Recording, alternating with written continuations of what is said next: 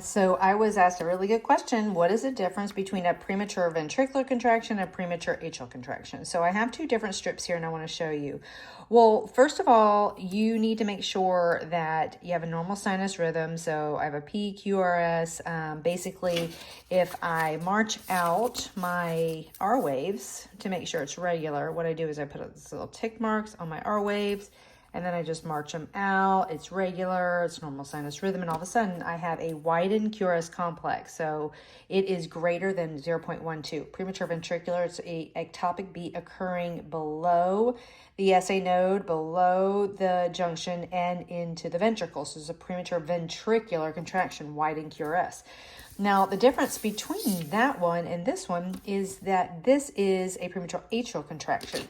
The thing is, first of all, you can see that it has not a widened QRS. The QRS looks very narrow, less than 0.12 seconds.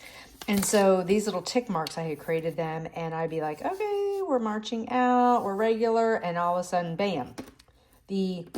What should have occurred here is it should have fired right here, but it fired, your SA node fired early, it fired ahead of time, and you have a premature atrial contraction, which then triggered the QRS complex.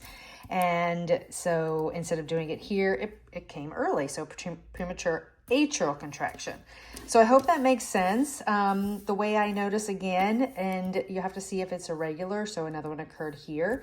And this one is widened, this one's narrow. So I hope that makes sense. And I just wanted to kind of show you different strips. There's so much more that goes into dysrhythmias. I mean, I go through a lot in my nursing notebook, but there's just a lot more, especially if you work on a cardiac floor, you're just going to go through a lot more information. So I hope that makes sense, and follow me for more nursing tips.